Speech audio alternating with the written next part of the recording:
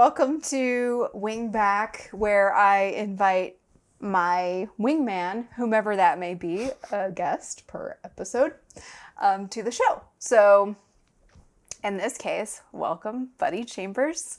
Hello. All the way from Los Angeles, coming to Denver. Let's see, so you're here for a few days. Mm-hmm. Yes. And we are going to the Nuggets game. That's right. That's right. Oh, wait. I don't have a Nuggets shirt to represent. Oops, sorry. That's okay. Let's see. So they're playing the Wizards. Yes. Who are you rooting for? Well, I am from D.C. Let's see. I'm from D.C., so technically I should root for the Wizards, although I didn't root for the Wizards when I lived in Virginia. So, where I was raised, born, I was a Bulls fan. Okay. I can only take so much pain as a DC sports fan. Like, I'm a Capitals fan. I'm a Commanders, formerly Washington football team, formerly deleted fan. So after all that, I could only take so much pain. So I was like, okay, I can't root for the Wizards. I don't need this much stress in my life. So I rooted for the Bulls growing up. Yeah. But I guess the Wizards. How about this? The best team shall win. I'll play it neutral. That's pretty safe. Yeah, whoever's winning, yeah, that's your team. They wouldn't beat me up, right? The fans here, like if I rooted for the Wizards. No guarantees. I don't know. Well, I guess it's Nuggets this year, 2022 season. I don't know how we're doing. It's been a really rough year for the Broncos this year. I've told you. I've texted you. I wanted Russell Wilson this year for my team. I was like, in the offseason, I was like, oh, God, I hope we get him. I hope we get Russell Wilson so bad. He's a former like Virginia guy. It'd be such a fit.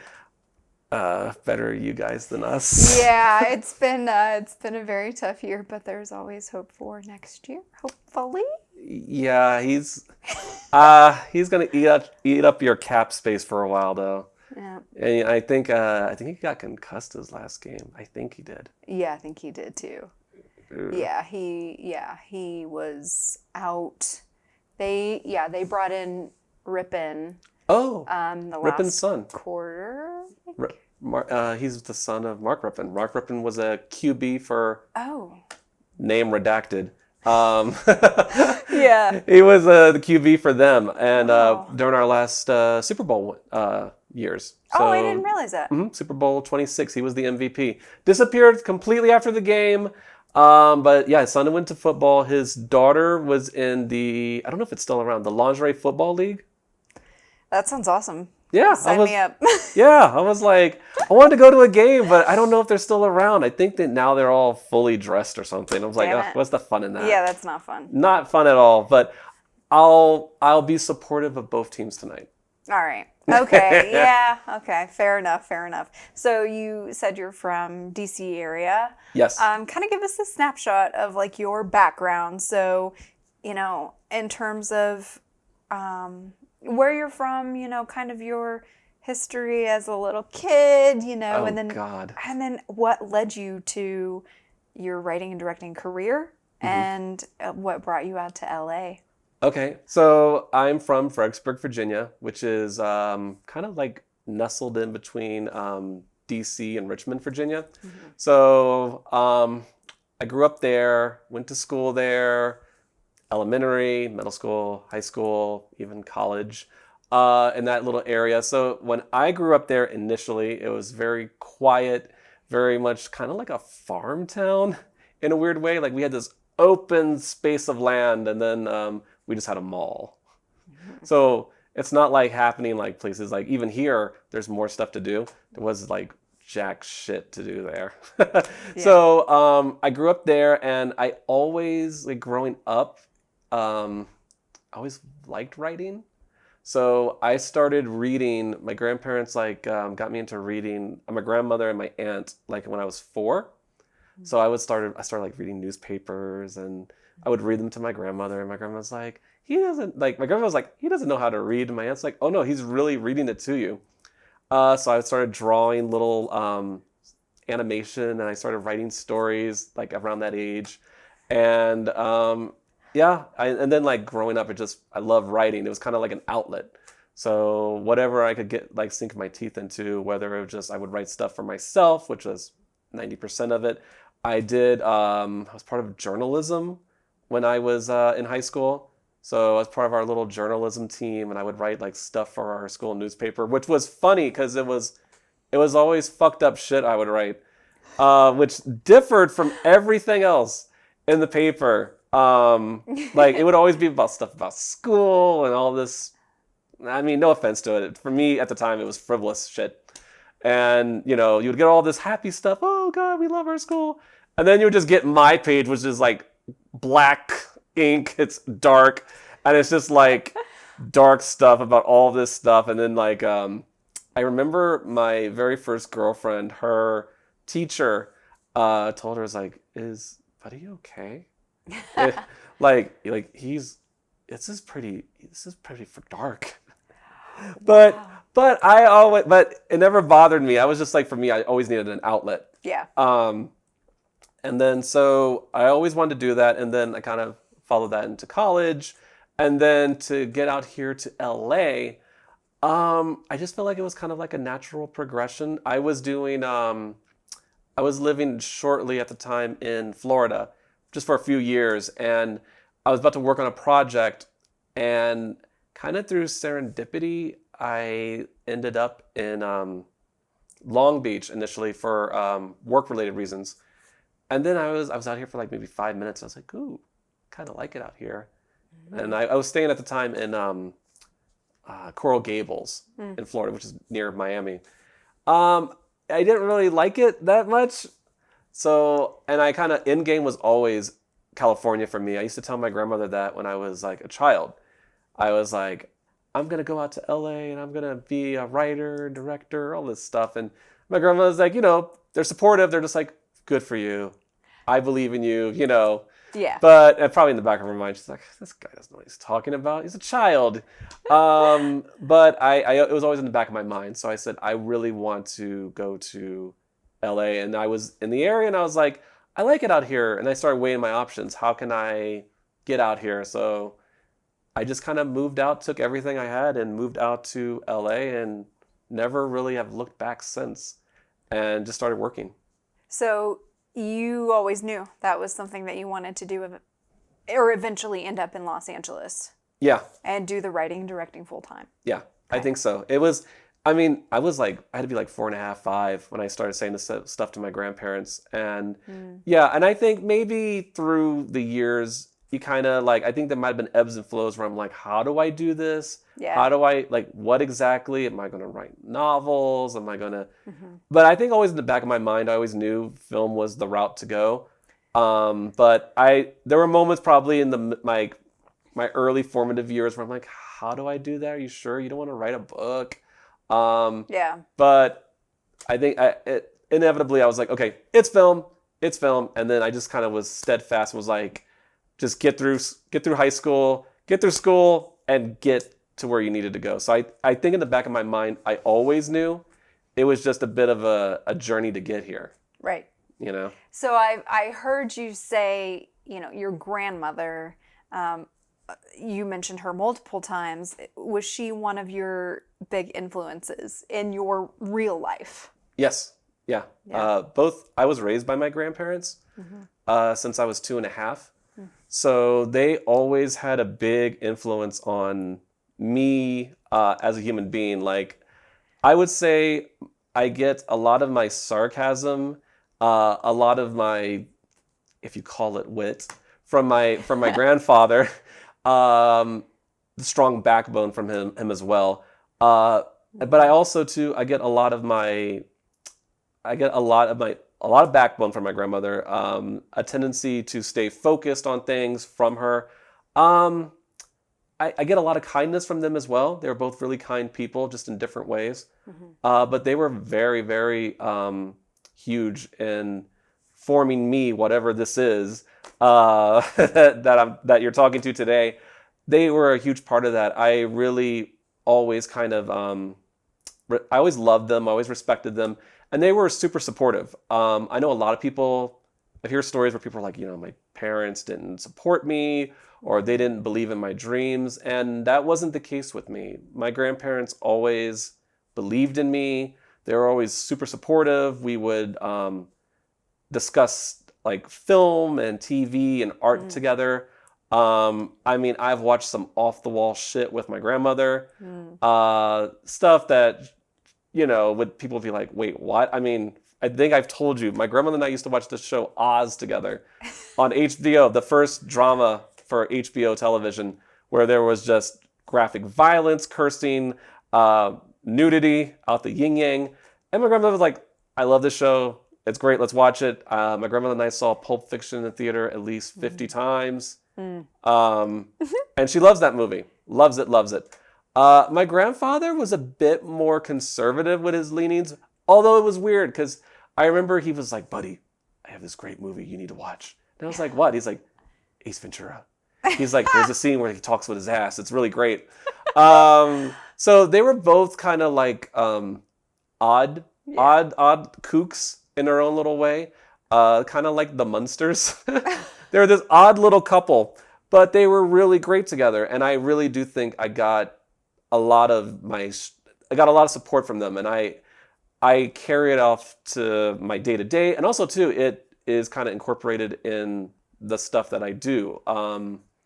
There's a lot of stuff that I've done that has, some characters have like my grandmother's influence. Little things. I did a short called The Hard Sale, which the mother is a little bit based on my grandmother. I would say in the sense that it's maternal love and defense to like an extreme. And I got that from my grandmother because she was like this. She had 7 kids and then she raised me. And she was so protective and would just go to war by herself. If someone was harming her children, she would like kill anyone. Yeah. I've seen her go to war just over things, and she's very protective, very loving. And I always saw that and I was like, ooh, I should put that somewhere. Yeah, so it sounds like she had the mama bear mentality and just very protective, very Yes. like stood up for herself. She was her own advocate for herself. Yes. At least from our past conversations, that's what it sounded like. She was a strong female role model in your life. Yeah. Oh yeah, absolutely. So yeah, one of the questions that I'd like to ask you later is kind of what you touched on as far as your characters in your movies, and if there was influence there, and we can certainly talk about that even more later. Okay. I know you mentioned The Hard Sale, but Yeah, absolutely. I noticed I've never met your grandma. I know her from what you've told me. Yeah. And I know you. I think a lot of your voice comes out in your writing, Oh, and especially in writing your characters, and more specifically your female characters. And I notice they all have sort of this like perseverance to them. They're very strong. They come out on top. Even the ones that are like in Bionic Beauty, even the girl next door, she has a sort of like, it's not ruthless. It's more just like she's just persevering. She has a goal in mind and she sets out to do it. And so even like those seemingly small characters, they are headed somewhere. So I'm curious to talk to you about that. Yes, absolutely. That's so cool that, your grandparents both were influential as far as like the movie aspect. Yeah. Sounds like kind of different taste, but like you said, like kind of quirky, oddball. They were all kind of artists though in their own little way. Yeah. My grandmother was a florist, and she did crafts. So she was in a hospital when she was young, and I don't remember what procedure she was getting done, but she was in there and she was like, well, let me take up something. Let me do floral arrangements. And then she did crafts while she was in there. And then she opened her own flower shop. And then she also too, later in her life, she took up art. So she would start painting. And I was always kind of jealous because I could never paint for the life of me. Yeah. And I was like, how the fuck do you get this? Like, I was like, you just instantly picked it up And you're great at it. She also did like county fair stuff, like where she would like make like dishes and stuff, and she would always win the blue ribbon to the point where she was like, oh, another blue ribbon. Most people would die for it, Yeah. you know, that are really gung-ho about that kind of stuff. But Oh, she's yeah. like, ugh, I'll just add it to the pile. She was just indifferent about it. And my grandfather was, he was a carpenter, so he did stuff with his hands. Like, he built houses or whatever. But then he played the guitar. He played drums. He played the violin. Cool. He played piano. He composed songs. Little story. He had a song called "Looking at Heaven Upside Down," which I remember he used to tell me about it. He's like, "Oh, I have this song called Looking at Heaven Upside Down." Years later, I think in 2017, Marilyn Manson had an album called "Heaven Upside Down," and I was like, "Oh, it's Wow. like I was like, were you talking to my grandfather?" I was Yeah. like, that was like the song he wrote years ago when he was a young man, and I would just sometimes hear him like, you know, with his guitar in his bedroom. So he was very much a musician. And I think that's kind of what he wanted to do, even though he was really good at carpentry and made a lot of money as a contractor. But I think he always had that kind of like leanings to art. And my family always had art tendencies, at least my grandparents did. And I went in whatever direction I went in, which was different than theirs. Yeah. But I think they were smart enough to go, okay, his interests aren't the same as ours, Yeah. but it's still art. Let's support it. So That's amazing. yeah, they were both artists, and I appreciated it more as I got older, because when you're a kid, you're kind of stuck on you. Right. You know, you're not really focused on the big picture and other people. Yeah. You're very you're very selfish. Yeah. And I apologized to my grandparents years later. Like I told them, I said, as a kid, I used to think I had all the answers. Because when you're young, you think you know everything, and you get older, you get more perspective on life, and you're like, wait, I don't know anything. Right. And I told my grandmother, I said, I didn't know shit. I am so sorry. I am so sorry for being so selfish, and I feel like I didn't value your insight. And she was like, like now you know. Yeah. Now you know. So, but yeah, they were both artists, and I think their understanding of that helped, and their support of me helped me greatly. Yeah. So that's part of your family history. Now you can integrate it into yourself, your films, your creative direction.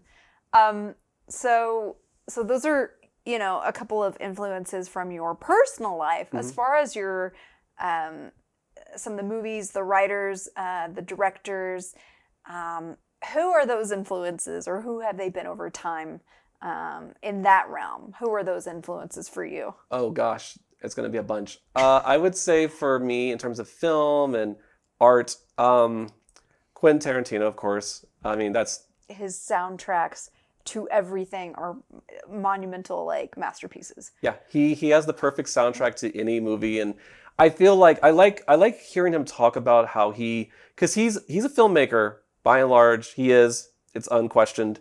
He has great visuals, but he's so much of a writer too, and that's what I really like about him. When he talks about writing, there is genuine passion, and I relate to that so much because he talks about, you know, putting on music and then just imagining setting up a scene, and he is very passionate about his stories, his characters. He has like these just hundreds of pages of backstory on all these characters, and wow, you know, he tells people when they're on his set, you know, understand these characters. And I know sometimes I think people take that the wrong way, where they're like, oh, like, why should I have that? It's like, it's art. Take it seriously. Like, this guy is very passionate enough to concoct these worlds. Right. And I think that's great though. Like, even the most bit character, they have the most, like, you know, he has all their backstories, which we as human beings, we all have our stories, even though we may be a bit like small in the grand scheme of things. And I really appreciate it about them. So I love his mind. I love his vision. I love that all the characters just have this they have a very true voice. Even small characters, they all are true to their own selves. And they don't sound like, it doesn't sound like the writer speaking. It sounds like an actual human being speaking. Exactly. Yes, as you're saying that, I'm thinking Walt Goggins. Oh, And yes. I'm like, how did this writer create all of these characters, and they're all so distinctly different and unique and like powerful and characteristic, and they like drive like the plot forward. It's amazing to me. Yeah, Walt Goggins is one of those actors, and I'm glad Tarantino like is working with him more and more and more. Ever Love him. since what was the first movie? It wasn't The Hateful Eight. I feel like it was Django. Yeah, it was. Django. Yeah. Yeah. He probably saw Goggins on Justified. That's where I discovered Goggins. Okay. Goggins was working beforehand. He was on The Shield, which Oh, yeah. I never finished, and I'm ashamed that I never finished it. You will finish. But I love Justified. Justified was a show on FX, which took place in Kentucky and Harlan, and it was very raw, and it felt very true to me. It was written. It was based on books by Elmore Leonard, and the character of Raylan Givens, played by Timothy Oliphant. And Elmore Leonard's another writer I love because he's very much like Tarantino. All his characters have these true voices, and they feel so real. And even like there's moments where they just talk about bullshit, and I'm like, which is a lot of times we as human beings just talk about nonsense. Exactly. And so it feels very real. Yes. But Justified was great, and Goggins was on there. He played a character called Boyd Crowder, who was only supposed to last one episode. I showed you the pilot. Yeah, you did. And Boyd, it was such a great character, and I think a lot of that is just due to the writing, but also Goggins, because Goggins is the type of person where I could listen to him read a phone book Yeah. and be riveted. Like there's one episode where he puts like plastic explosives in a pack of cigarettes, and then blows the guy up. It's excellent. And then it's the way he says it. Like it's the way Goggins says it. He goes, "That ringing in your ears, that's 10 pounds of Emulex on a 10-second timer. I don't know about a lot of things, but I do know how to blow shit up."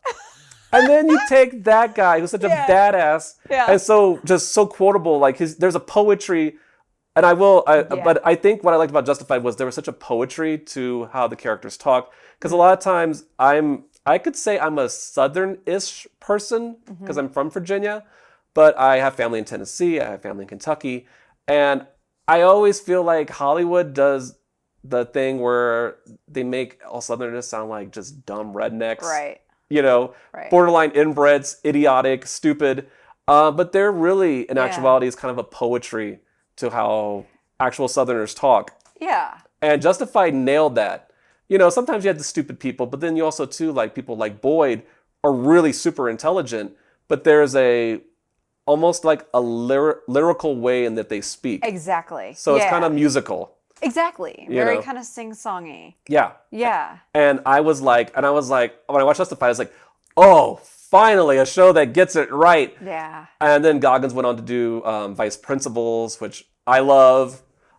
He probably plays one of my favorite characters ever, who's just this Lee Russell, who's just this absolute piece of shit.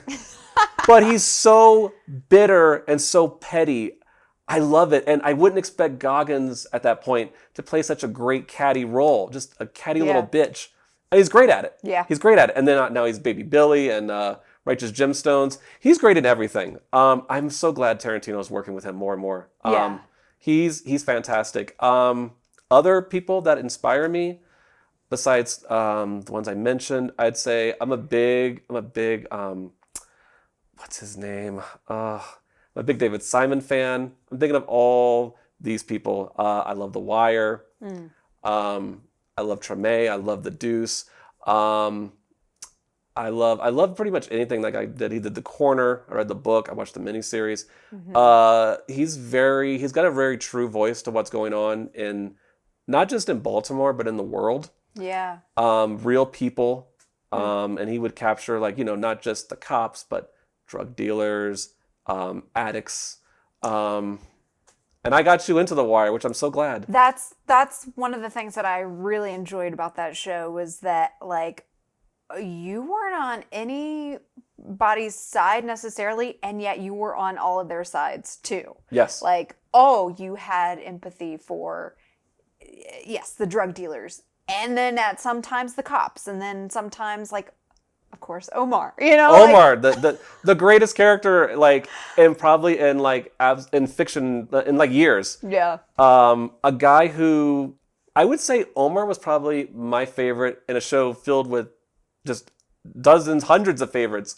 Because I think about him, he had a code, something that was kind of like different than even like the drug dealers, the cops.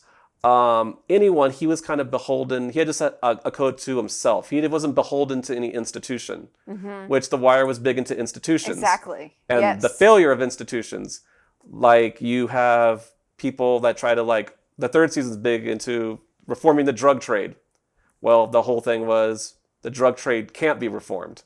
Yeah. And the people that tried it, like Bunny Colvin, he gets penalized by basically getting like, like forced into retirement, not getting the pension he was looking for in his retirement, and having to go out like out on his back, taking one for the team, or else he'd be really hurt. And then other people like Stringer Bell, who try to reform the drug trade into more like a business, they get murdered. Right. That's a bit more like cruel on their end. I think it shows them, but it's also too very it's a cycle. Yep. Which I liked about The Wire. I'd say also too, David Lynch is another inspiration. Yeah. I mean. Yeah. Talk to me about him. So I know some people I like his art, like his physical, like paintings and art, whatever weird shit he does. And his movies do something to me that I appreciate him for the movie-going experience. Yeah. I don't like his movies, but I think they make you feel things, and I think that's what good movies should do. Yes. So tell me about why you like David Lynch. I think the reasons why I like Lynch so much is because Lynch is his art is like, some people like it, some people don't, and he never really tries to explain it, which I love. I think there was an interview where like he was talking about, I feel like Eraserhead's my most spiritual film. Oh, please explain it. No. And he won't. Good on it's him. one of those things where you have to really feel it and interpret it. I do think his like Mulholland Drive, I think, is a brilliant movie. Lost Highway, I love. Yeah. Just even like the earlier films, they do something. Wild at Heart's a great movie. And Twin Peaks has made such an impression on me. Yeah. I love Twin Peaks like so much. It paved the way for basically what you see, because at that point when the show was out, I think in 1990s when Twin Peaks debuted, TV was just such a different landscape because everything was like, shoot it on video, shoot it for cheap.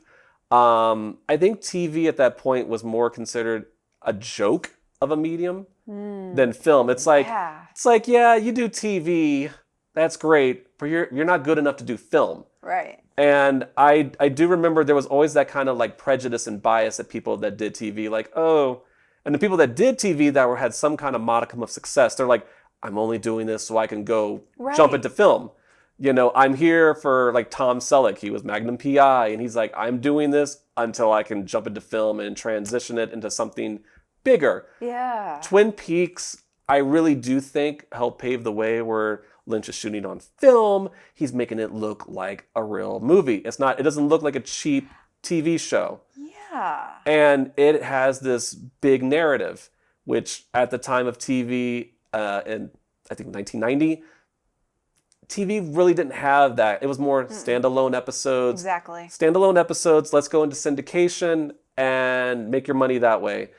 Where he's like, I want an overarching narrative. There's not going to be standalone episodes. Everything kind of connects, which was a harder sale back then to networks. And people are like, oh, this isn't, like, why do you have to do this? You have to really watch each episode to know what's going on. And he was really, really adamant about that. He never wanted to reveal who Laura Palmer's killer was. Yeah. That was foisted upon him, and he didn't want to do it. Wow. And then when he did, he was just like, ugh. But I would say just he found a way to make TV important. And I really appreciate that, because Twin Peaks is just like, you have all these characters in this town, and they're just so odd. Yeah. They're just such odd little ducks. And Dale Cooper is such a like heroic character because he's so incredibly nice and noble. And you like characters like that. I mean, I know right now anti-heroes are kind of the rage. And a lot of them are good. Yeah. So I'm not knocking them. But it's kind of refreshing to have a character that's just really kind of pure at heart. He just likes to drink coffee and eat apple pie. And he's just really happy. And it's really cool. And it's kind of comforting. And there was always like, I love the town of Twin Peaks, the people in it. And you really just develop an affection for them. And the way he shot it was amazing. And I even watched Fire Walk with Me, which at the time when it came out, it got shit piled. Yeah. Even by Tarantino. Was not a fan of it. Wow. And at the time, I didn't really appreciate it. But kind of going back, I'm like, oh, this was a great movie. It filled in so many gaps, especially when they did Twin Peaks The Return in 2017 or 2018. I can't recall which year. But they did that, and it was like, ooh, wait. Everything kind of connected. Wow. Yeah, David Lynch is a true auteur. He doesn't compromise his art. They have so much like, and I've sent you the video. There's this behind the scenes stuff where he's talking, and you're in production. You're trying to be a little realistic with, he's the director. He directed every episode. Yeah. And he's the creative. Him and Mark Frost are the creative visionaries of it, and they're trying to like go, Dave. Like we have a schedule we have to follow. Yada yada. He just wants to sit there and dream. And he goes, I could spend the whole day in the White Lodge. He's like, I could spend all day here dreaming and creating stuff and just making, just creating from scratch and just this world. Like, why do I give a shit about a schedule? I don't give a fuck about that. And I was so like, bravo. I was like, to still like have that kind of love and just that being a dreamer, I think is really inspiring. So I think that's why I like Lynch so much. He's a breath of fresh air where I think it's easier to be commercialized and just I guess create a product to put out to the masses instead of like an actual thing that you love and you take care of and it's your baby. He's a breath of fresh air, and God bless him. I hope the world protects that man. I know he's in his 70s. That man needs to stay alive forever. Well, he's doing transcendental meditation like every day. Yes. For hours and hours, right? Yes. So hopefully he will live well into his hundreds. Yes, and I guess he has his cigarettes and coffee that just sustain him. It's just it gives him life. And he also does the weather report on YouTube every day. I watch. I love that. It's great, right? I love it. He's just such a wonderful human being. And I know people that worked with him and they're just like, he's the most like nice Midwestern person you could ever find. And he just strikes me as a really amazing human being and just very humble and like he just wants to create art all day. And I was like, who can find fault with that? So you're right. You touched on television. Like nobody really wants to do television, and now that's where it is now. That's the rage. Yeah. That's the rage now is TV, where it's like, oh well, everyone can tell their story on TV, and you have so much time to do it. I feel like that really started in the I guess you could call the golden age of TV, which was, I guess they consider it The Sopranos, The Wire. Yep. I would say don't forget Oz. Oz started it. Okay. Give me a snapshot of what Oz is for everybody who doesn't know, because I didn't know until 24 hours ago. Oz is the first dramatic series on HBO, debuted in 1997. Created by Tom Fontana, who did St. Elsewhere and one of my favorite shows, Homicide: Life on the Street. Came out. It was just this groundbreaking series. Took place inside of a maximum security penitentiary called the Oswald State Maximum Security Penitentiary. That's cool. There's different levels to Oz. The main part of the prison, which we kind of follow, is called Emerald City, M City, and then other locations are kind of like Solitary. The Hole. The Hole is basically where. Yeah. The Hole is where if you misbehave, you commit like you try to stab somebody or or whatever, you caught with drugs, you get thrown in the hole. They strip you naked and they throw you into this room. You have a bucket and that's left for you to relieve yourself in. And you stay in there for X amount of time. I didn't know this until recently. Tom Fontana did an interview. I always like, oh, well, I guess when they take you to the hole, they strip you naked. Apparently someone goofed. Someone was fucking around. One of the consultants fucked around with one of the actors and was like, oh yeah, they strip you naked or whatever in there. And the actor wouldn't tell Fontana. Fontana's like, well, I guess you got to do it. And that became a thing they did in every episode. But the guy fucked around with them and told them, I was like, oh yeah, that never really happens. So like all these actors got naked over the course of 6 seasons. That's awesome. And it's kind of done in, there's like a narrator. He's kind of our Greek chorus, Augustus Hill. And he kind of like, each episode kind of has its own theme. And he kind of just like narrates, but the show's kind of done in like, I would say, and it basically follows each, like you have one segment follows one character, the other segment follows the other character. Yeah. And it happens every week. Wow. 8 episodes. A lot of actors came from Oz. Yeah. J.K. Simmons, who played Vern Schillinger, who was an absolute, on Oz, he was a racist piece of shit. I hated his character so much, and he was so good at it. Yeah. I wanted him to die every single episode. He was a horrific monster. Arguably, I would say the villain of the show. But everyone on that show was kind of awful. You had Lee Tergesen as Tobias Beecher. He's kind of your everyman. He got thrown into prison because he hit a girl drunk driving by accident. He's locked up. He goes through horrific things and then goes through a pretty horrible transformation, but he's trying to like save his humanity as the show goes along.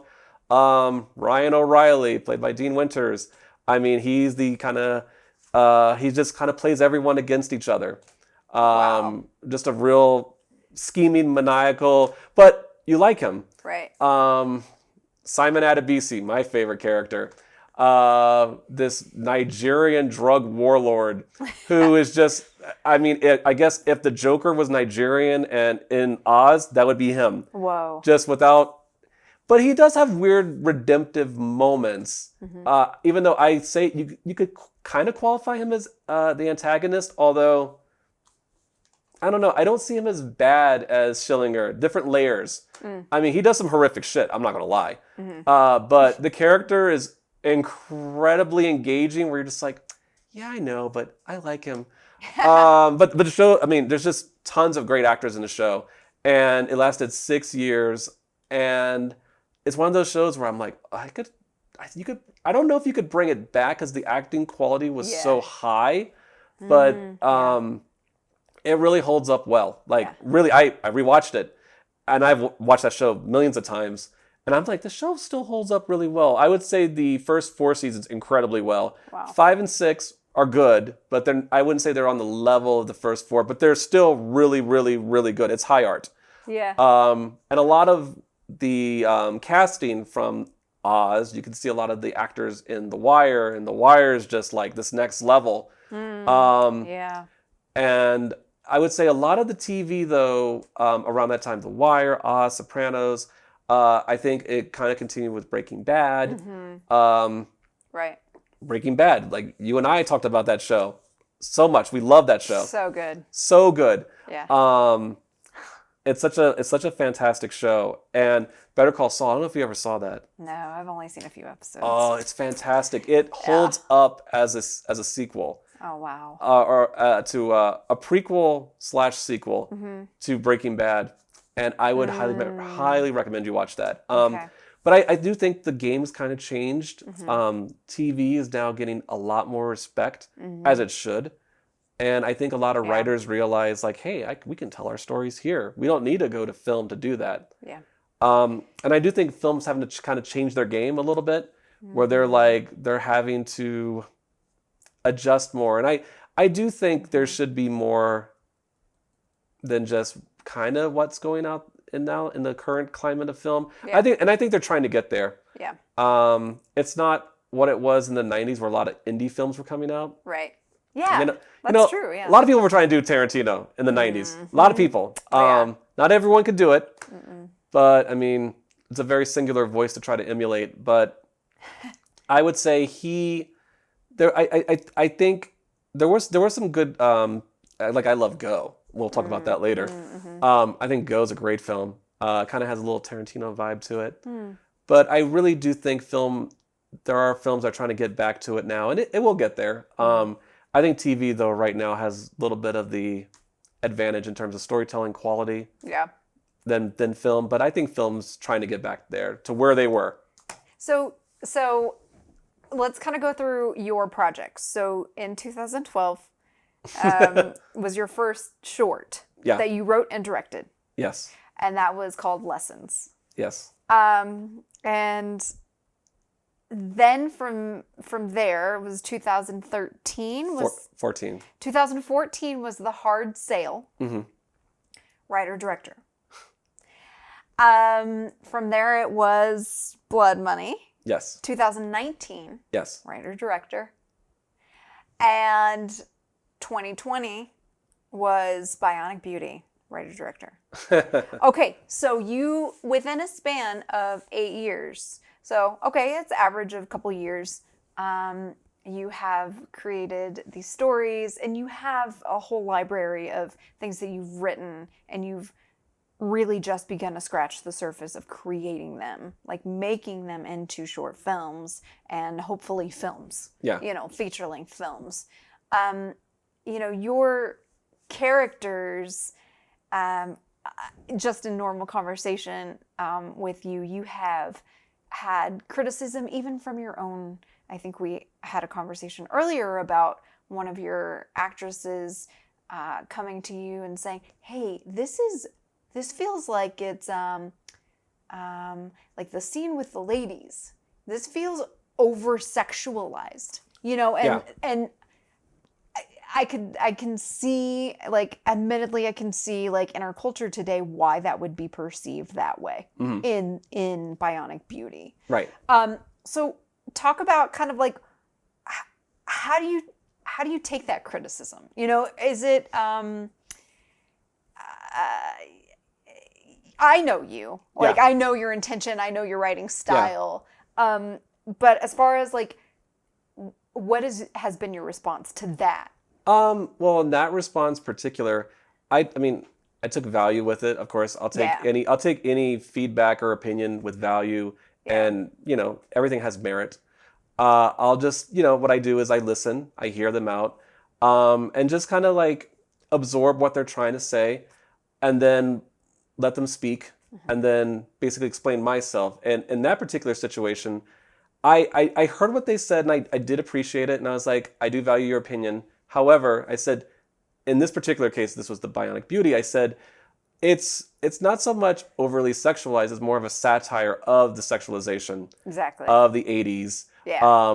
Because there was just such this overabundance of it in media, whether it be film, TV, commercials, ads. It was always hypersexual, it would be hyper-violent, just really in your face. Yeah. So I remember for that particular commercial, for that. Yeah. I'm trying to be a little vague about the content. Right. But in that particular moment, I said this is a parody of and a satire of things that I've seen, basically. And I tried to explain, and they understood. I said, to the point where the women are the ones in control, not the men. Exactly. And that knowing your writing, that's what I see. Yeah. I don't think that it's demeaning or demoralizing women or anyone in particular, or like anyone at all. Yeah. I think that it is the women, they come out on top. And maybe that's kind of what I see, like, okay, never met your grandma before, but maybe that voice is very, loud in your characters. Yes. Yeah. She was feisty. I can share these stories. So my grandmother, back when she was a young woman, she had the story was some electrician was turning off her power. She paid the bills every single time. So the guy, I think he turned it off twice or 3 times. I can't recall. But the third time they would go on site to turn off your power. So he's going over the hill to their house. My grandmother greets him with a shotgun. and is waiting for him with a shotgun. And Yeah, grandma. and she's like, I think if you check, you'll see that I paid my bill. And the guy basically shit himself and ran away. And then my grandfather is called at work and it's like, hey, your wife held up a guy at gunpoint with a shotgun. And Yep. my grandfather's like, yeah, it makes sense. Checks out. Checks out. Like, it doesn't faze him. I've seen her beat up my cousin one time because he sassed her. Wow. She's feisty. She's powerful. She was kind of an alpha. But it came from always a very pure place. Yeah. And I think with every character I write, they should all have their own particular voice. And I'm very conscious of, like, you know, especially in this current climate, not demoralizing or demeaning anyone. No. And I try never to do that with any character, even the character of, like, let's say, I know we're probably going to go through each film, Matt from Lessons. He is very much, I guess if you could say, a weak person. He's weak, but I really wanted him to kind of be true. Like that moment, like you see him at the beginning, he's all full of bullshit bravado and like talking a certain way because he feels comfortable. He has to put on a facade. And the whole point of Lessons is kind of unraveling facades, seeing people's true selves. And as the movie goes along, he shows his true self, which is very cowardly, self-serving.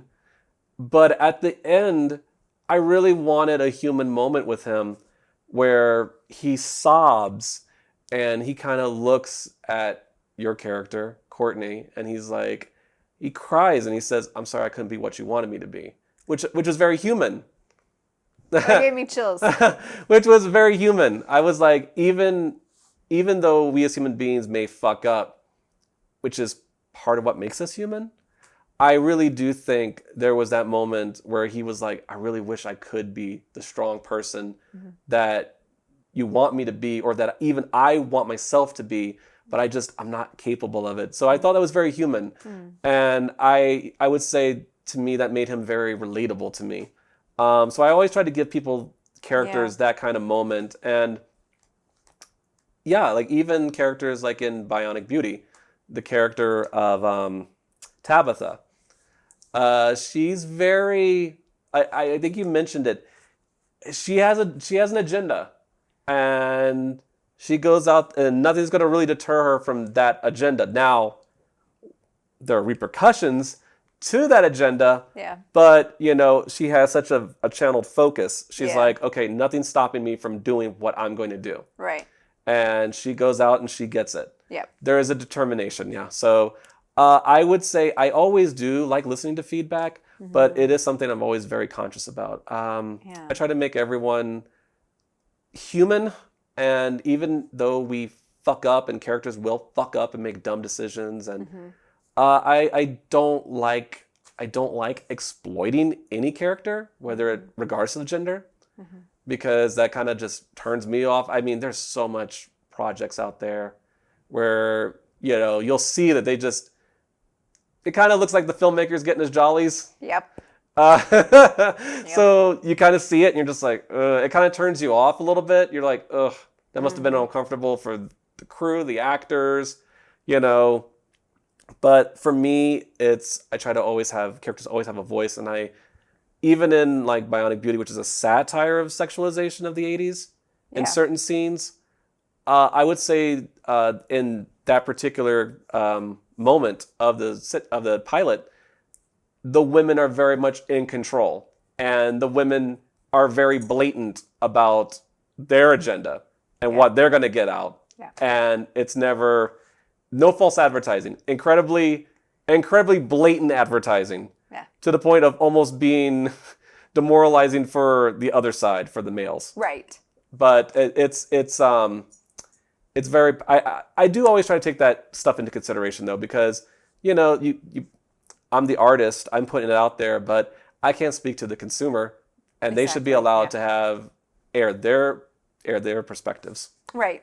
Yeah. Exactly. So, I have been in, when I was doing my acting, in the past, whatever, 10 years or whatever. You're still doing your acting, don't lie. Yeah, it is coming back slowly but surely. So, your first short film lessons was actually the first project that I was in when I moved to Los Angeles. And that was 2012. And so I've seen, and since then, I've been in one other project of yours. That's Blood Money. Yes. Here's the poster here. Beautiful, lovely poster. I love that poster, by the way. That poster is pretty badass. Yeah. So I know your style as far as directing and engaging your actors. Talk to me about what it is like for you you've written this piece. Everyone has a distinct voice. How do you engage your actors so that they are operating at their optimum? So, yeah, I can speak to it, but I want to hear it from you. Yeah. Oh, wow. Great question. I would say for me, it's always direct communication. Well, finding the right actor is always like crucial. So I also want to expand on that too, because I think I've heard you say that sometimes you might bring in an actor and you realize they might not be the best for that role, but you might move them somewhere else. Right. Is that true? Okay. Oh, absolutely. Yeah. There are actors where I'm like, ooh, you'll see like a submission for an audition, and you'll be like, oh wow, there's something here, but I can kind of like, it's almost like being a coach. Yeah. Where it's like, oh, this person's really talented, but I don't need them to play this position. Let me move them here, and I can utilize their talents this way. Yeah. I think a lot of that is just kind of like instinct, kind of relying on yourself. Yeah. And that's kind of instinctual. So far, so good. I haven't been really bad with that. But there are a couple of actors where I'm like, ooh, I really like them, but I don't necessarily need them to play this part. I can move them here, and then they kill it in the other role. Yeah. It's like, and it's not like they're bad. They're good. They're good. You want to use them because they're really good. But it's just like, I don't need them to play this particular position. I'll move them here. And then I'll just absolutely kill it, slay it. And then you're just like, this is why I did it. Right. So yes, I've done that a few times and it's always been successful. Good. So I'm very happy that it's been successful. To answer your earlier question, from my perspective, writing is this is my process. Yeah. Writing is very exhausting for me. So it's very much like childbirth. Yeah. As close as I'll get to childbirth. Sure. You go through this whole process. It's not 9 months really, but you feel like it is. You give birth. Yeah. It's out in the world. And then you're just like, I know a lot of writers are different. A lot of writers are like, I love what I do. It's great. I'm so happy. I'm not one of those writers. Totally. I'm not one of those writers. I'm one of those writers where I'm like, oh, dear God, it's over. Yes. Oh, I'm relieved. Oh, I just gave birth. It's done. Yeah. And it's like, and it's not like it's a bad process. It's just an ordeal. It's mentally draining for me. Yeah. It exhausts me. So after you write, it's just like, oh, what now? Then you got to direct it. Yeah. And then part of I would say for being a director is just have a really good crew ready. Because, it's been huge for me. Having a really solid crew is fucking amazing. Yeah. And it makes your job so much easier. Totally. For the actor side, they're so essential because they're what everyone's going to see. And if you have an actor that might not be in line with your vision, that can be hard. And I've never really had that, per se. I've never had an actor that was difficult. But I always like to communicate with my actors about what's going on. Like, hey, here's what I envision. But I also want to get their feedback. Like, I used to get yours. Like, what do you think about this character? Let's talk. And a lot of times, for me, collaboration is always healthy. Absolutely. Some are, and I think you can be true to your vision and be firm with it while also being collaborative. Yeah. Some people are a bit not flexible. Yeah. And I feel like it's a marriage. It's a dance. You have to the actor and the filmmaker, they have to dance properly together. And I always try to communicate with my cast. I'm like, okay, this is what I envision for this character. Here's what I think. Tell me what you think. What do you think? What do you think about this? Yeah. And sometimes some actors are just like, I don't need the communication. Just tell me what to do. Sometimes it's healthy where it's like, oh, really? Oh. Yeah. You tell me for an actor, I've had some actors that are like shocked that I talk to them about like, hey, what do you think about this role? What do you think about here? How do you feel? Is that really strange for an actor? Or, because I've had some people go, I've never really had anyone ask me, where do I want to go? That's interesting because the reason why I like video over theater is because we can try many different things. Mm-hmm. So I might come to the set with a script broken down particularly for my character and her motive and her motive, her goal, like how she's saying this, like her intent for each line. If it's a good script, which I think your scripts are, there's no throwaway lines. Oh, thank so you. I think every line is intentional. So I approach that with, okay, here's why she's saying this. And the reason why I like film is because, there might be many ways to approach one goal. Right. Let's try it this way. Right. So I love that. And most of the times, like the takes that we end up going with that are most impactful are the ones that we never saw coming. Right. Like the ones that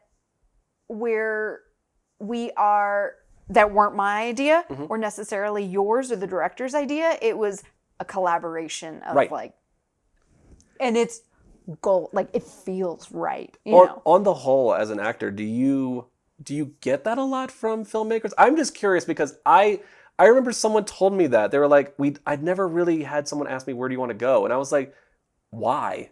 Which it was just weird to me. I was like, really, no one cares what you think? Right. That's a good question.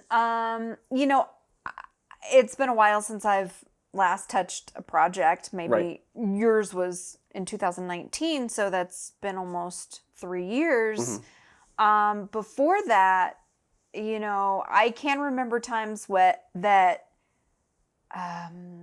maybe if it's, I know some writers are they want their lines this way, which I'm respectful to that. Right. But some can be absolutely.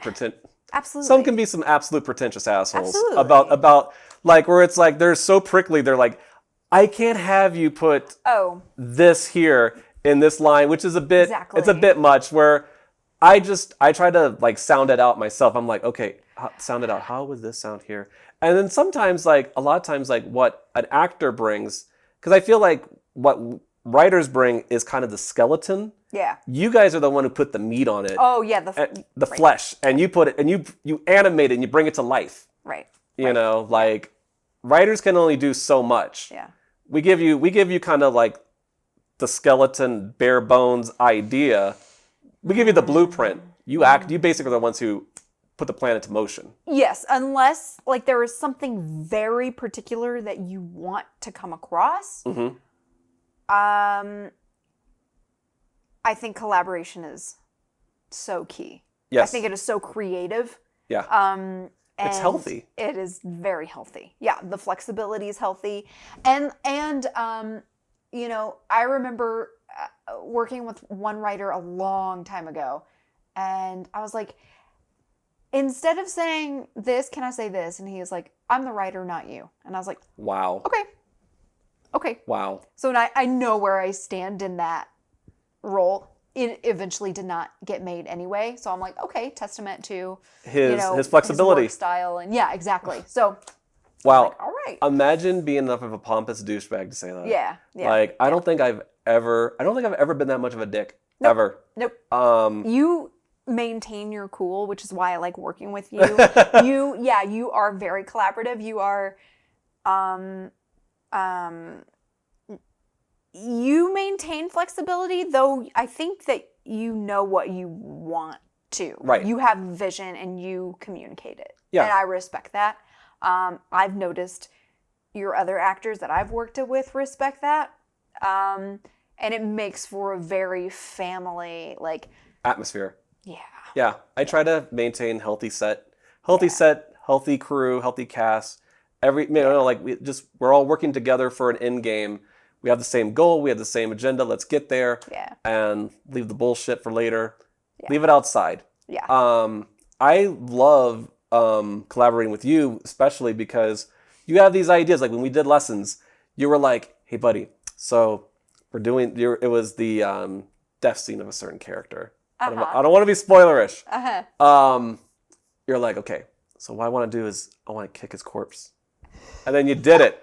You did it during a take, and I was like, that's fucking great. Kick him every single time, and you did it, and then it just felt good. Yeah. Certain things you do, I just think they just feel organic. They feel right, and I've experienced it with other actors too, where like they'll have an idea. Hey, why don't we try this? Sure, why not? And it works. It really works as the whole. And because I feel like just because you wrote it doesn't mean you have everything kind of like together. You don't know everything. And it's like, if there's an idea that's better and that helps the project, why not do it? Why be so scared?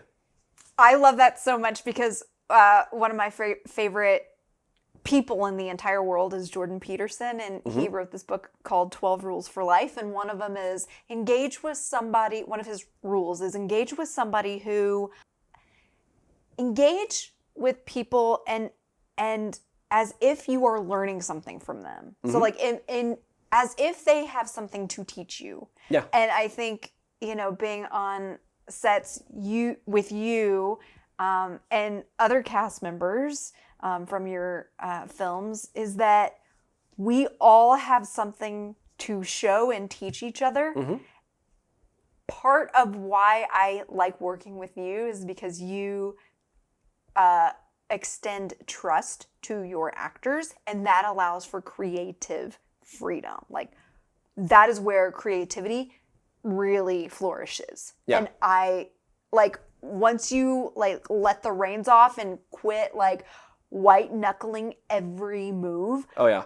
It can breathe, and it's like you breathe life into it. I think that's like besides the writing, which is a really good creative, sacred work, as an extension of you. Yeah. I think you being able to collaborate with people and give them that freedom, yes, that is divine. And I think that's a good thing that you do as a writer, director. Oh, well, thank you. Yeah. I try not to ever micromanage. I have never worked well with micromanagement. Yeah. I've never seen it work well in anything. And I think you can be true to your vision while being a little flexible. Yep. I think there's that possibility. And for me, it's like, I like to talk to my actors. I like to go, how are you feeling here in this scene? Do you feel like, yeah, where are you at? Because sometimes, look, I mean, I will admit, sometimes I put characters in dire situations or tough situations, and I always like to check on the mental stability, or where are my actors at? How do you feel? What do you think? I like to always have that dialogue. Yeah. And I think actors bring so much, like, some actors don't want to get involved in all that side. They're like, I just want to do my job, and I'm good with it. Yeah. And that's great too. Sure. For me, it's like I always want to like extend that olive branch and have that door open. Yeah. Hey, what do you think? What do you think about this? Da da da da. And sometimes actors are like, hey, they can enhance the scene, and if it makes the scene better, why not do it? Exactly. Why not do it? I don't understand filmmakers that are so prickly and so like, my words are perfect and yada yada yada. Yeah. And it's like, you can still love your writing, and I don't know. I always consider it when people do that, like the instance you mentioned, it's like someone being so like enjoying the smell of their own farts. Like, yeah. Oh, absolutely. Like, they can do no wrong. They can't learn from other people. Yeah. And it's like, you can always learn. Yeah. We learn every day. Yep. So thank you. And I always try to maintain kind of like a healthy atmosphere. Yeah. On sets, and definitely do. And I always try to have that dialogue with my cast and also too with my crew. Yeah. With my crew as well. Yep. So I know there's only so much time I can spend, but I try to split that time evenly, and also to try to be as prepared as I can be when I show up to a set.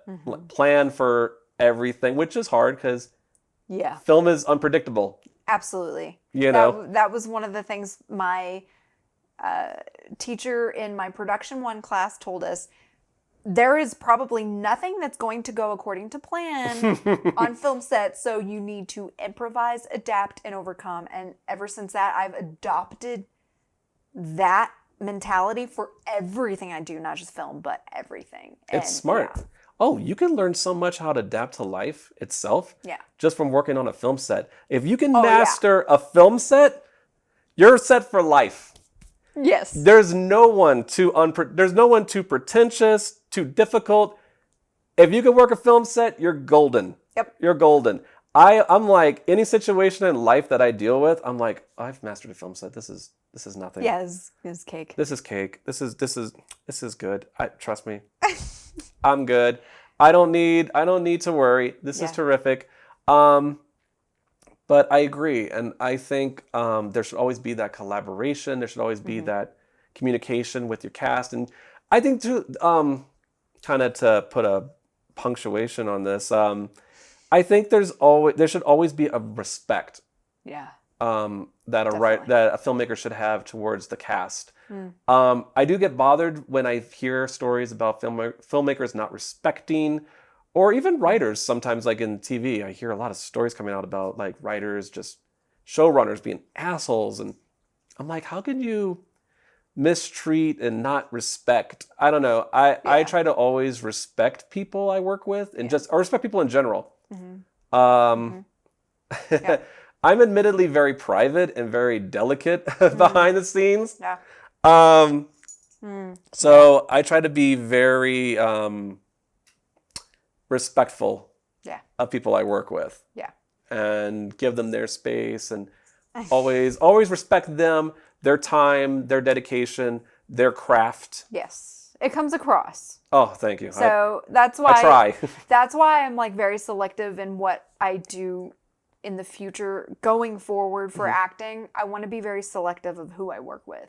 Because I'm so tired of or at the time when I was acting, I'm so tired of like trying to get in somebody's good side. Like, no. Yeah. We're missing the point if we're... Right. If that's your life, like, what's the point? I have to buddy up to, pardon the pun, I have to buddy up to the director. Yeah. Let me like butter him up and... It's not worth it. Yeah. Well, on the whole, from your perspective, let's say when you were, like let's say 2014, 2015, on the whole, how do I say this? Of the scripts that came into your lap, what percentage of them were just absolute dog shit? We don't have to name names, but like just the percentage. Well, so this is the, indie short film realm.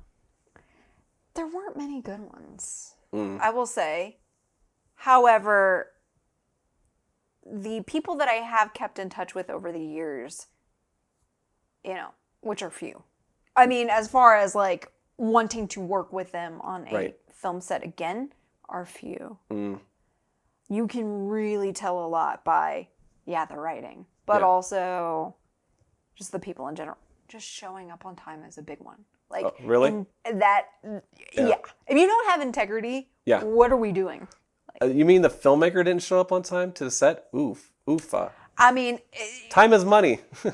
Totally. Time is money on a film set. So it was, there weren't many good ones. Oof. I mean, there weren't many good scripts, It's sad. I mean, it is what it is. I just, I would think that if you wrote a shitty script, you'd be a bit more humble and not so much of a douchebag to actors. Yeah. And actors are just, they're hustling. They're just trying to they're trying to do their craft, get paid, build their reel. But also too, if you find the right project, you're trying to create something special if you can. That's the thing that I think, like in the indie film world when I was in Los Angeles was everyone goes to LA, they think they're this like golden god, and that's that. You know, they're like impervious to change or changing one line or Wow. yeah, collaboration. And that's what I mean when I say like, oh, you can really tell a lot by someone, and if you want to work with them again. Oh, wow. So you know, I can understand like the scripts that come across that weren't particularly, you know, Golden Globe winners. That's okay as long as like everyone's growing. You know, Yeah. everyone's like learning. Yeah. That's fine. Yeah, but when it comes to like the ego really showing up on set, Yeah. you're like, oh gosh, okay. People It's one need of to these. people need to let their ego die. Yeah. You know. Yeah. It's not good. Not a good look. Nope. It's also too. It's hard. It's weird to have like people just starting out have those egos. Yeah. Because California, LA is such a huge, not even a pond. It's an ocean. Yeah. Of so much talent. So you kind of have to fight Yep. and kick and scratch for everything. And see, from my perspective, I think that would make you humble, or it should make you humble. Right. But I guess not. Right. Right. So it's surprising when you find those humble people Yeah. almost. Yeah, it's hard for me to take compliments ever. Like, so Yeah. I have a weirdness about that where I'm just like, if it's like, Yeah. hey, your stuff's good. Oh, thanks. And I just, I'd rather give compliments than Right. accept them. Yeah. Because I think it's the writer syndrome, for me at least, where it's just like, yeah, nothing's ever good enough. Oh my gosh, totally. Totally. You're like, oh, that could have been better. I can't watch. I know. Oh. Yeah. Yeah. I'm really tough on myself. Yeah. Really harsh on myself. It's hard. And that means you care. You just care about the work and you're passionate about it. Yeah. I care almost too much. Oh, totally. Totally. But that's good because, you're breaking that mold. You're bending that. I'm trying to mold the clay. You are. Yeah. Do you want to give a brief, synopsis of each of your films? Sure. Lessons takes place on a night where a young couple's in the middle of an argument. Basically, they're kind of in the end of their relationship, I guess you could say. It's at the end of this rope where all the love has kind of been eroded. And they come across a guy who claims that he was attacked. So they're trying to help him. You find out this guy is more than what he appears to be. He's actually a murderer. But he kind of gives them a choice. Show their true selves. And he's trying to and it just comes from the quote, know thyself. That's kind of the basis of that movie. And as the movie goes along, you see the true selves of our young couple. When they're faced at their most vulnerable and at their hardest moment. Yes. Yeah. And that's a great movie in the sense it's a very character driven movie and great cast. J.D. Driscoll, Santio East. Yeah. Killed it. Yes. And I felt like you guys kind of became like a little family in the preparation of the movie. So Yes. Yeah. it really shines and it really shows in the movie. The Hard Sale takes place, no nondescript time. It could be now, it could be 20 years ago. Yeah. But basically it takes place with a door-to-door salesman greets a pregnant woman or walks over to a pregnant woman's house and she opens the door, she lets him in. She's thinking, oh, this guy's going to sell me like knives or whatever. He's selling a bit more than that. And basically she kind of has to make a choice throughout the movie. What's more important to her, her husband or the future of her unborn child. And it's kind of a play of good and evil and very inspired by the old Twilight Zone from the 1950s and 60s with Rod Serling. I remember I watched a marathon and I was like, oh, I have this idea for a film that I could do. So it's very much that. It's a morality play. Blood Money is a direct sequel to Lessons. So the survivor of that film, I won't say who, is involved. Is involved, and she runs afoul of some bad people. She does something because she's a bit of a hustler. She's trying to survive, and she runs across some bad people, does something that she probably shouldn't have done, and kind of puts a target on her, and she's being hunted. And you kind of see these people kind of trying to close in on her, collect this prize. And throughout the film, there's this weird code of honor amongst thieves with our protagonist and one of the people that's trying to chase her. Mm. And there's a weird just little bonding between them. And the ending's very reminiscent of the ending of The Thing. I'm a huge John Carpenter nerd, and it's a very sweet ending, mm-hmm. where. And I felt it on this page, but when we shot it, I really felt it, mm-hmm. and I was like, "Oh my gosh, this is really like sweet. This is really heartfelt. Yeah, I really like this." So I really enjoyed that. And it's also too very inspired. There's elements of Michael Mann's Thief in it. Yeah. If you're a big Thief fan, you can kind of see. I'm not going to tell you what it is, but you can kind of see if you watch the movie. Yeah. Bionic Beauty mm-hmm. is fucking crack itself. I grew up a big, huge TV junkie, so I watched a lot of like 1980s syndicated TV, and that's really insane, off-the-wall TV shows, sitcoms, wacky commercials. So all of that, like, and I always thought, like, and I went back and like I did a binge like years ago, and I was like, my God, this is like nightmare fuel. And I said, this would be really great as a project, but like perversify it. Mm-hmm. And that's basically where Bionic Beauty kind of came into play. I think it's pretty ambitious. Mm. It's nuts. And it was funny, which I'm really hard on myself for funniness too, like humor, the comedy aspect. Yeah. Because I'm like, oh, let me tinker with this, make sure this is right. But it's like, I would say a dark comedy. Yeah. Because when it's funny. But then when it gets fucked up and dark, it gets dark. But there's a lot of different like 80s nostalgia, a lot of things that are being referenced that you'll see direct homages to. But also, I would also say too, it's sort of critical in places of certain mm-hmm. things from the 80s. Yeah.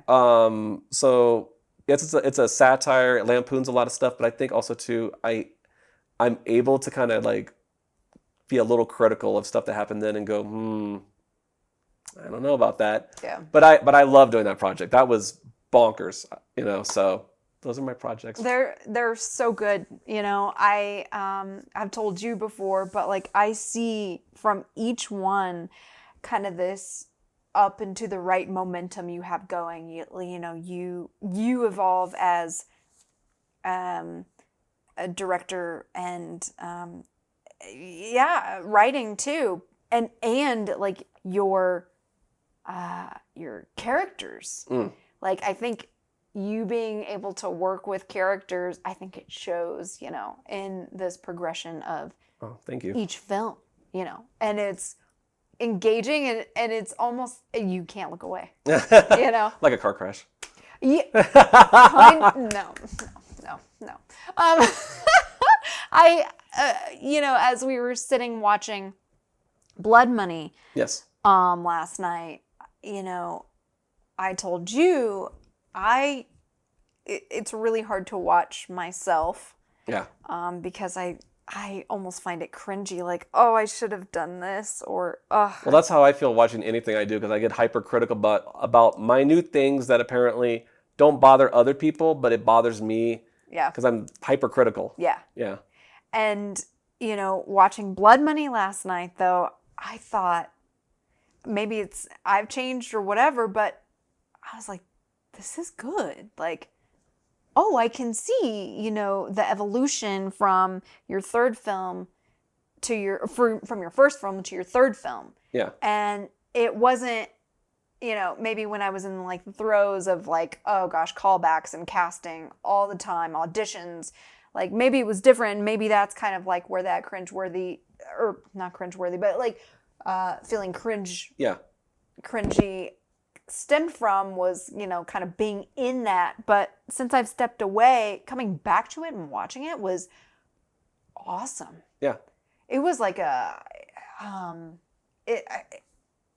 it was as if I was viewing it for the first time, and that was not me, but it was like I've just grown as a person, and coming back to it, I'm like, wow, these actors are great. You know, the story is great. This, you know. But, well, you all should be proud of it. Like, you should be proud of it. You did an amazing job. The actors, you're welcome. The actors killed it. They did.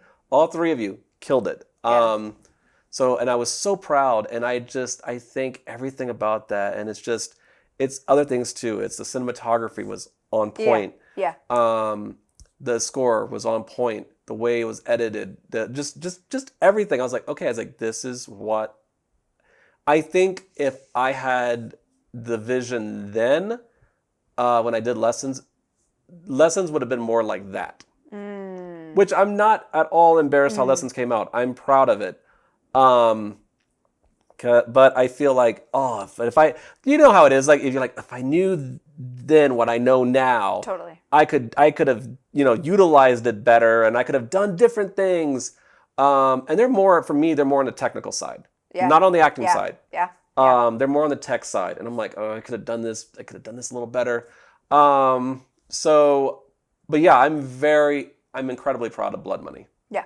I'm proud of everything I've done. Yes. I think everything I've done is so far so good. Knock on wood. Yeah. Not wood, but I'm very proud. I'm very proud of the people I've worked with, and proud of the projects I've done. Yes. Yeah. You should be proud of yourself, and you have done an excellent job. Oh, thank you. In every one, given your resources and time and everything involved, you've done excellent. So great job. Yeah.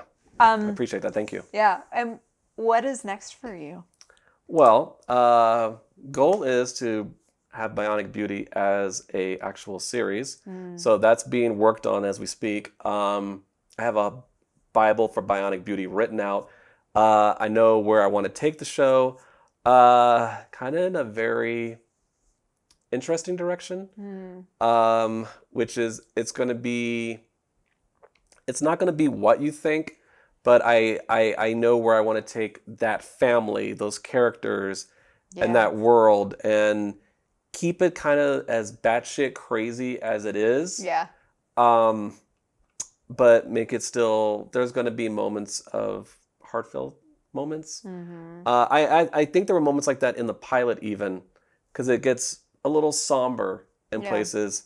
But then, of course, you have the levity that kind of lessens everything up and lightens everything up. But I really want to bring that as a series. Also, too, I'm doing a feature soon, Violent Origami, which features one of your co-stars from Blood Money. And Nina Soul, and then we wanted, and I have a big, that's like the next thing, and we're working on that right now, getting that project up and running and together, finalizing casting, and it's fun. It's a very fun project, and I'm really excited about it. So those two right now are kind of on the mind, but there's always little side projects too. Oh, absolutely. Yeah.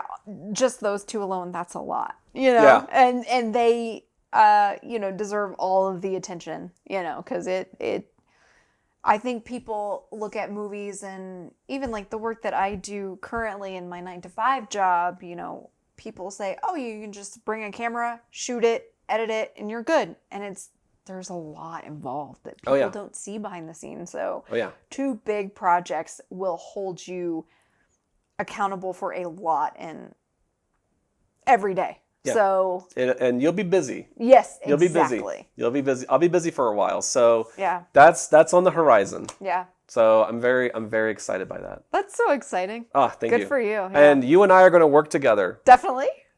I miss working with you. Yeah, I know. I miss working with you too. You're like one of my, if not one of my favorites, if not my favorite collaborator, because I love it. you always like get my vision, and we always have an easy time working together. And I feel like it's almost where we have a shared language at this point, Yeah. where it's like we talk in shorthand. I'm like, Yeah. I'll say, instead of really going into graphic detail, I'll say da da da da da, and you're like, okay, and then you finish the sentence for me, you know?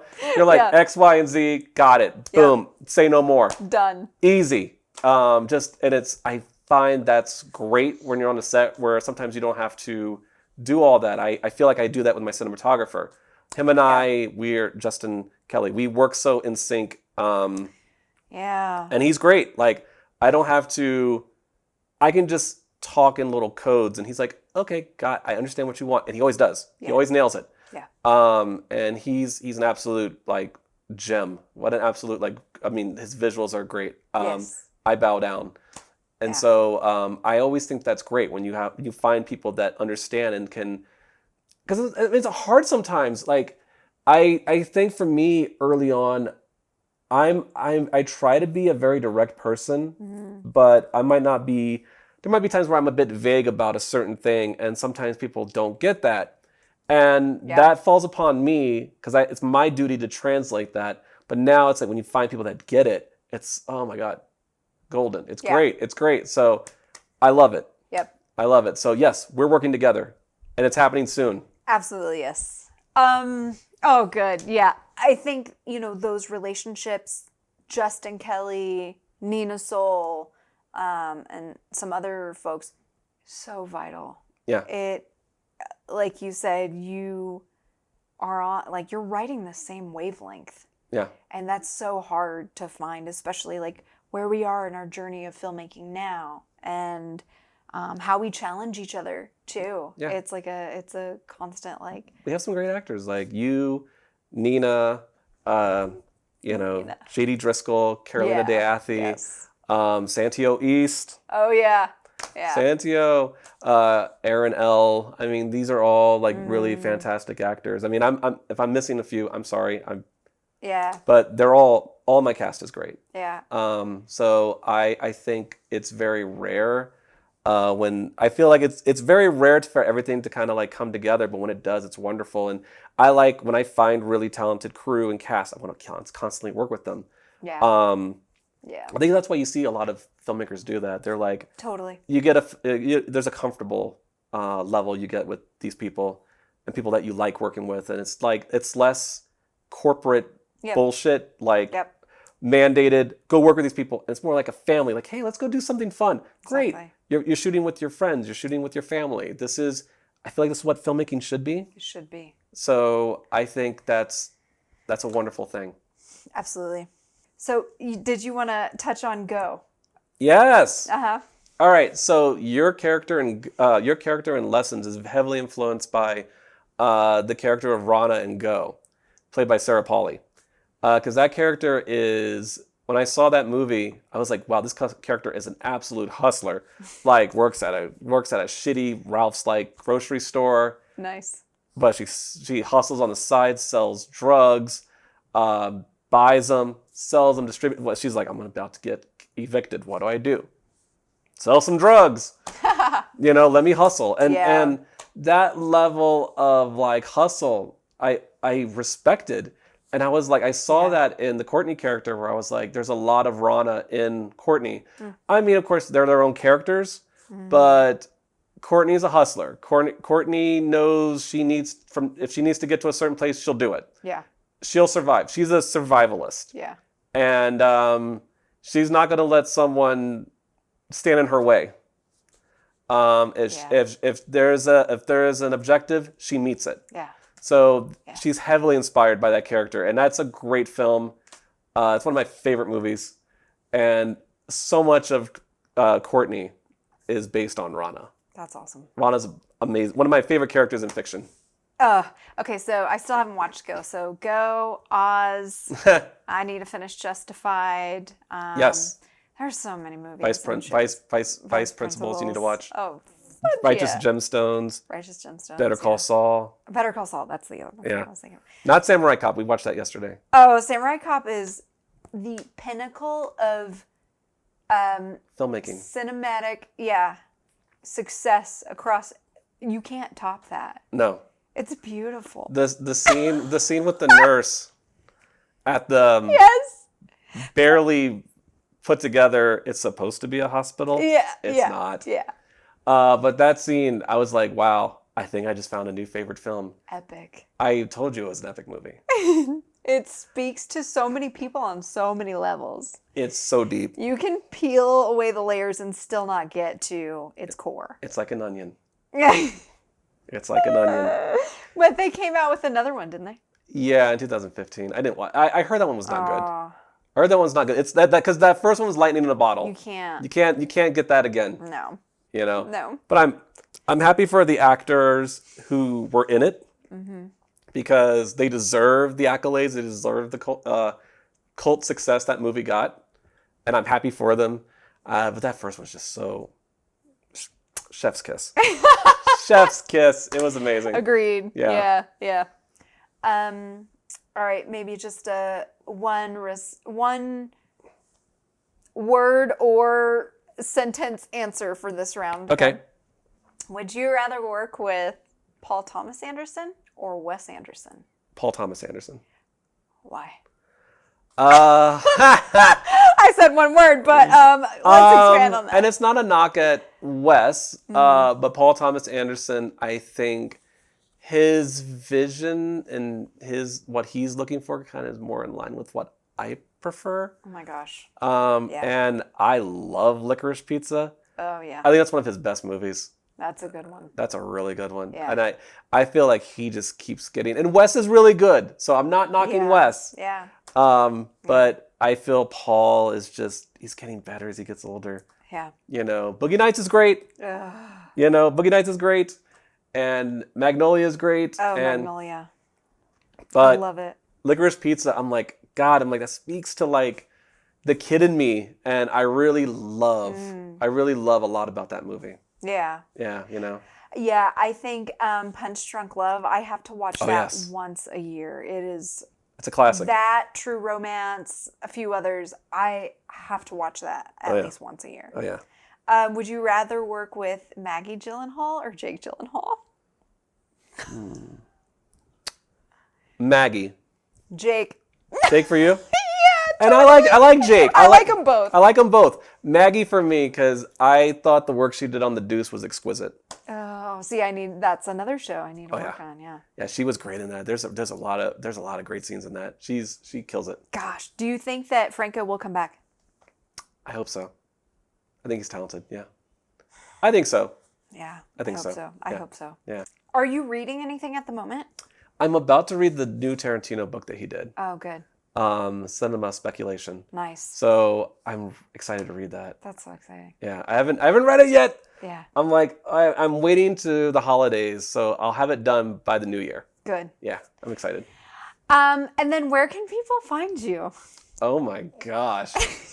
Okay, if you want to find me on Instagram. Is that your preferred social media of choice? Oh yeah. Mm-hmm. It's Sultan of Sarcasm. Okay. All one word. Uh-huh. If you want to find me on Twitter, which I said I don't really use it, so it's just Sultan Sarcasm. Uh-huh. Or is it Sultan of Sarcasm? Can I see? Sure, you can do whatever you want. Let me check. Oh shit, my phone's not even with me. Oh crap. Well, we can drop it down in the we'll drop it down. show notes. Oh yeah, because I don't know myself. Sorry. And then I would say you could find me on IMDb, Buddy Chambers. Trying to think what else. And then if you want to find 26 Reels spelled out, 26 Reels, you can find that on Facebook. That's awesome. Yeah.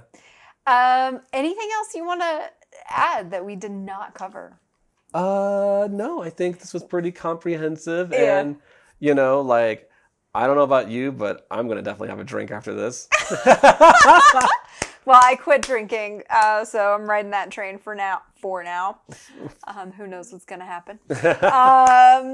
But well, I support that. Thank Congratulations. You. Thank you. Yeah, it's been quite eye-opening, I will say. Yeah. Well, look, thank you so much for sitting down and talking with me. Thank you. And I look forward to like where you're going in the future. Oh, thank you so much. All right.